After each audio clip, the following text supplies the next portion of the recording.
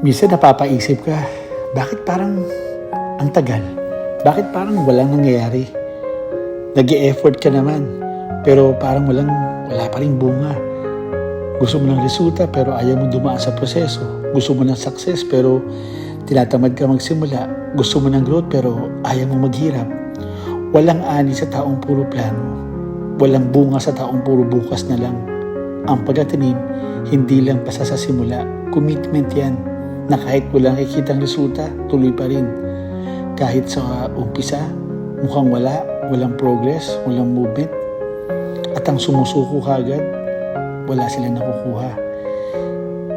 Kung gusto mo umani, hindi sapat na gustuhin mo lang. Kailangan mong magtanim, maghintay, magtiwala, at magtiyaga.